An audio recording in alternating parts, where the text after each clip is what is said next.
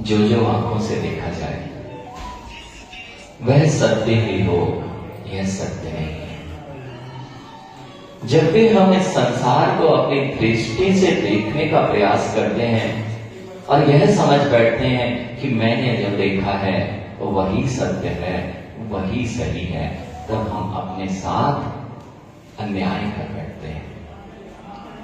आंखों देखे के साथ साथ कुछ अदृष्ट भी हुआ करता है जो दिखाई नहीं देता। और जब आप दृष्ट पर ज्यादा विश्वास कर लेते हैं और अदृष्ट को भूल जाया करते हैं और निर्णय ले लेते हैं, तब जीव अपना अहित कर बैठता है। मन दिखता ऐसा है कि सामने के निमित्त से कार्य हो रहा है, लेकिन कार्य करने वाला कोई और होता है। इसका नाम होता है अदृष्ट। किसी के पास आप गए, उसने आपके मन चाहे कार्यों में आपको सफलता दिला दी, लेकिन आपको ही क्यों दिलाई, इस बात पर विचार कीजिए।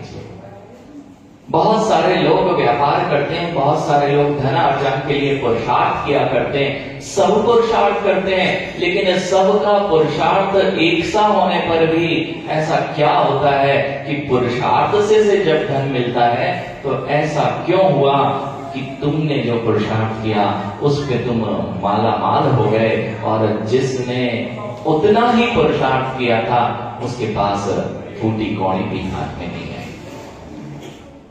आप मेहनत करते हैं प्रवीण भैया, सुबह से लेकर शाम तक आपने मेहनत की, आपके पास मेहनत का शाम को क्या पूरा जीवन निकल जाएगा। उस मेहनत का जो एक दिन का कमाया है, ऐसे जीव भी हैं सुबह से शाम की मेहनत में इतना कमा लेते हैं कि वे पूरे जीवन पर्यंत भोग नहीं पाएंगे। क्या ऐसे जीव नहीं है? और एक मेहनत करने वाला है, सुबह 6 बजे से निकला है, सुबह 6 बजे से निकला है, रोड पर वह पहले तो जो मेहनत कर रहा है पत्थर फेंक रहा है, जितनी मेहनत आपने नहीं की उससे भी श्रेष्ठ वह पुरुषार्थ कर रहा है, लेकिन फिर भी उस पुरुषार्थ का फल उसको ये नहीं पता कि शाम को मुझे अपने पेट भरने के लिए रोटी मिलेगी या नहीं मिलेगी। पुरुषार्थ दोनों ने किया, पुरुषार्थ सभी ने किया, पुरुषार्थ जगत का प्रत्येक व्यक्ति कर रहा है। और यदि पुरुषार्थ से ही सब कुछ मिलता होता, जीव की भावनाओं से सब कुछ मिल गया होता, तो यहां इस जगत का कोई भी जीव आज गरीब नहीं होता।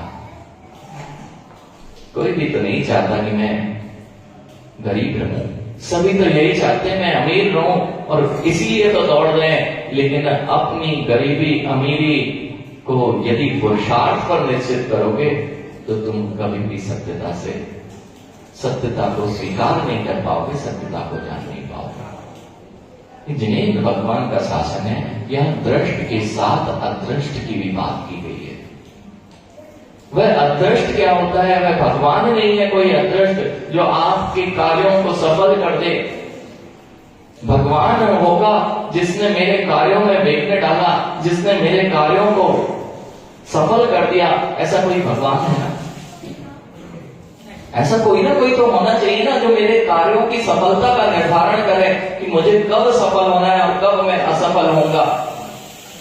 ये कोई भगवान नहीं है, इसी का नाम अदृष्ट है, इसी का नाम आपका दैव है, इसी का नाम भाग्य है, इसी का नाम कर्म है। और जब तक तुम उस कर्म सिद्धांत को नहीं जानोगे, तुम्हारे आंखों से देखा हुआ भी कभी तुम समझ नहीं पाओगे। मेरे परिणाम उस अदृष्ट के निर्माता है, मेरे परिणाम उस अदृष्ट के निर्माता है। ये अदृष्ट किसने बनाया? इस भाग्य को, इस पुण्य को, इस पाप को, इस कर्म की प्रगतियों को किसने बनाया?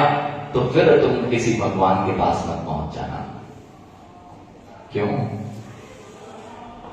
अभिषेक, कितने भाई हो? अकेले हो? बहन? 2 3 भाई बहन थे। जब मां आपकी मां होती है तो तीनों को एक सा दुलार देती थी कि अलग अलग देती थी? क्यों? जब एक मां है और तीनों उसके पुत्र हैं, तब तीनों को एक सा दुलार मिलेगा। तुम्हें ज्यादा मिल जाए और किसी और को कम मिले, एक माँ भी ऐसा नहीं करती है, तो अगर भगवान के पास ऐसा कुछ होगा तो वह किसी को गरीब और किसी को अमीर नहीं बनाएगा। भगवान के हाथ में कुछ नहीं है।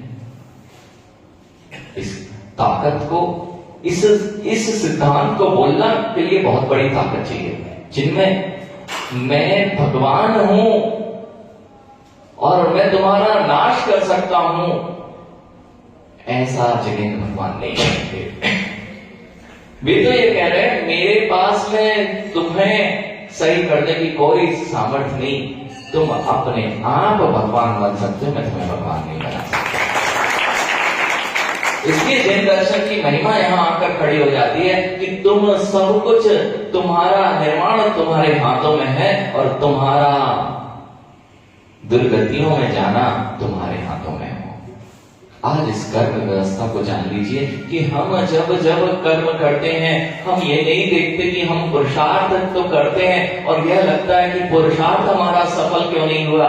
पुरुषार्थ आपका सफल इसलिए नहीं हुआ कि पूर्व के पुरुषार्थ में थोड़ी कमी थी, पूर्व में पुरुषार्थ नहीं किया।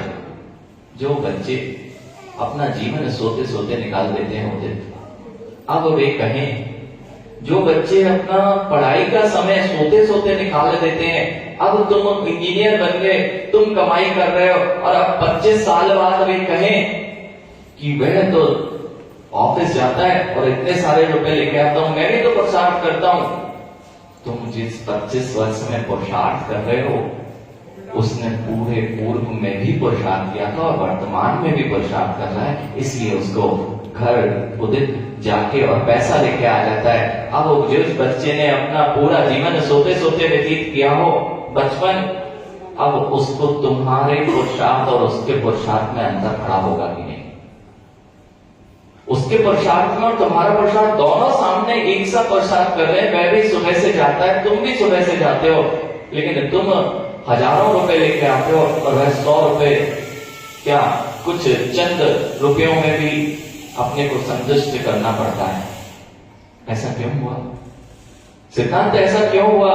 क्योंकि पूर्व में, आप ये कहो कि पूर्व से अभी का क्या लेना है ना, मैं तो मेहनत कर रहा हूं ना, मुझे तो मिलना चाहिए ना।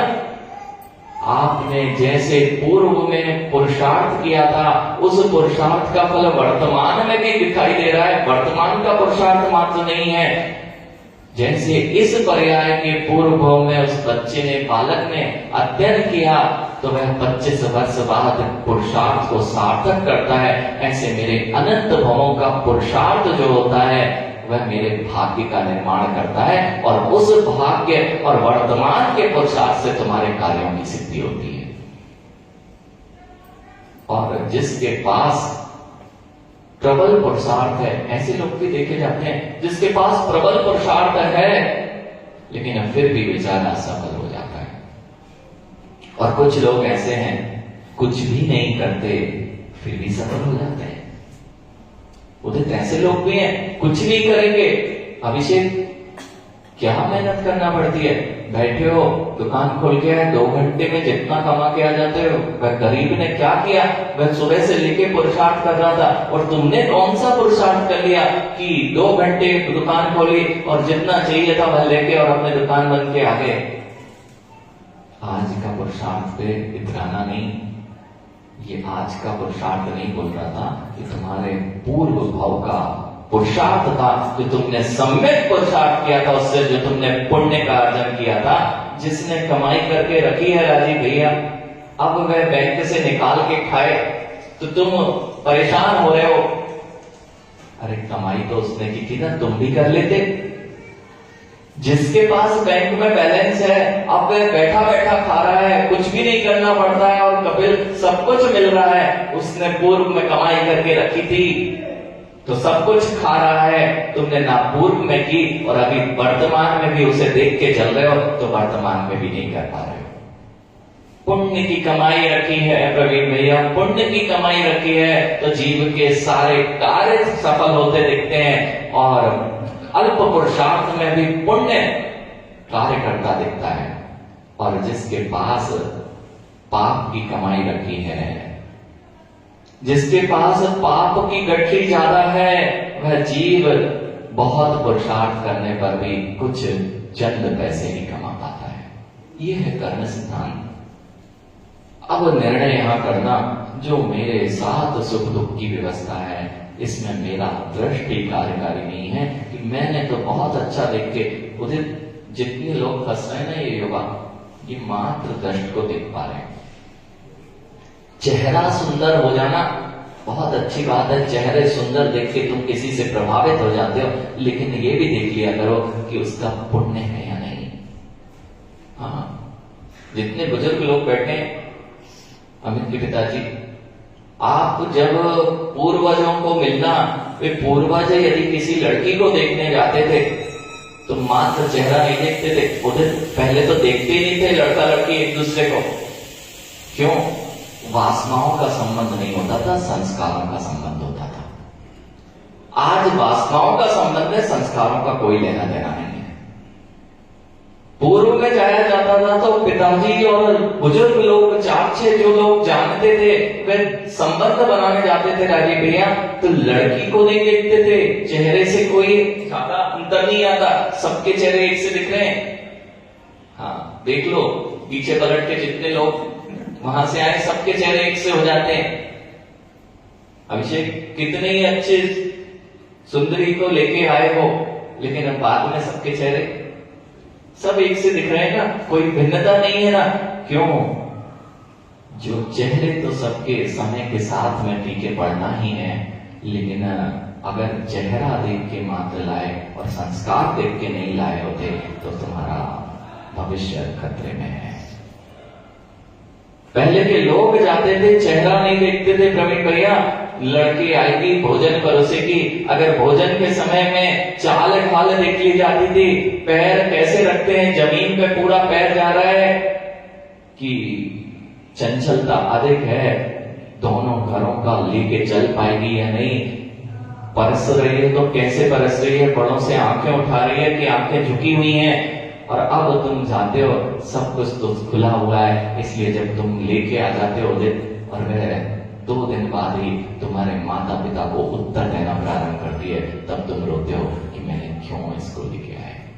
और फिर माता पिता को क्या, बेचारे वे तो सहन भी कर लेंगे, तुम खुद पछताते हो कि कैसे को हम ले आए। यदि पहले संस्कारवान को देख लिया होता, इन सब चीजों को देख लिया होता, वासनाओं की पूर्ति करना तो त्रियंच भी जानता है, वह त्रियंच भी किसी से भी वासनाओं की पूर्ति कर लेता है, लेकिन वासनाओं के साथ यदि तुम्हारे पास कोई विवेक है तो वह यह है कि तुम यह जान सकते हो कि पुण्यशाली जीव जो संस्कारवान है